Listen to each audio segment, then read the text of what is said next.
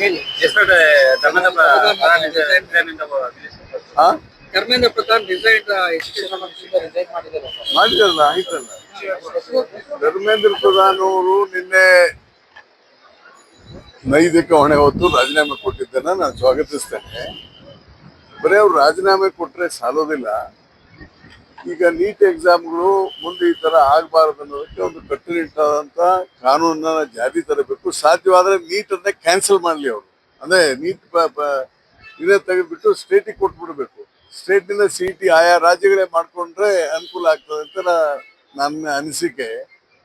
ಅದ್ರ ಬಗ್ಗೆ ನಾನು ಸ್ವಲ್ಪ ನೀಟ್ ಆಗ್ಬೇಕಾದ್ರೆ ಹೈಯರ್ ಎಜುಕೇಶನ್ ಮಿನಿಸ್ಟರ್ ಆಗಿದ್ದೆ.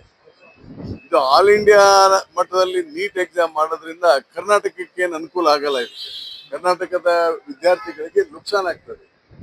ಅದಕ್ಕೆ ನೀಟನ್ನ ಕ್ಯಾನ್ಸಲ್ ಮಾಡಿ ಆಯಾ ರಾಜ್ಯಗಳಿಗೆ ಕೊಡೋದು ಉತ್ತಮ ಅಂತ ನನ್ನ ಭಾವನೆ. ಸಿದ್ದರಾಮಯ್ಯ ಅವರು ರಾಜಕೀಯ ನಿವೃತ್ತಿಯನ್ನ ಏನ್ ಮಾಡಿಲ್ವಲ್ಲ. 2028ಕ್ಕೆ ನಾನು ನಿಲ್ಲೋದಿಲ್ಲ ಅನ್ನೋದನ್ನ ಪತ್ರಿಕೆಯಲ್ಲಿ ಓದಿದೆ. ನನಗೇನು ಗೊತ್ತಿಲ್ಲ.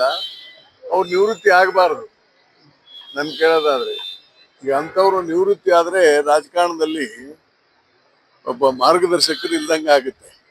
ಅದಕ್ಕೆ ಅವರು ಇನ್ನೂ ಒಂದು ಚುನಾವಣೆ ಮಾಡ್ಲಿ ಅಂತ ನಾನು ಅವ್ರನ್ನ ಕೇಳ್ಕೊಳ್ತೇನೆ.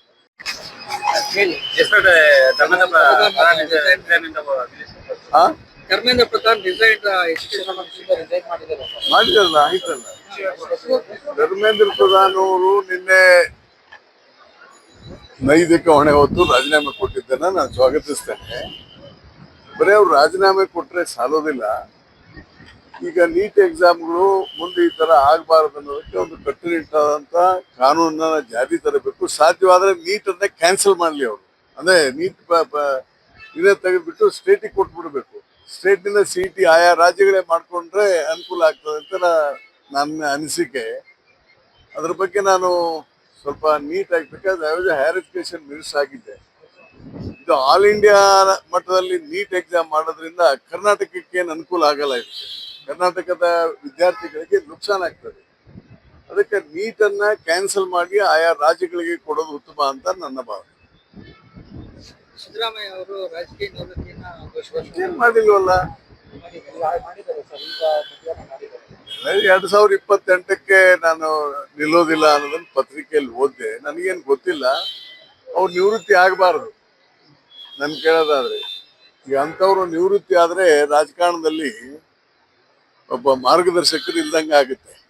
ಅದಕ್ಕೆ ಅವರು ಇನ್ನೂ ಒಂದು ಚುನಾವಣೆ ಮಾಡ್ಲಿ ಅಂತ ನಾನು ಅವ್ರನ್ನ ಕೇಳ್ಕೊಳ್ತೇನೆ. Thank you.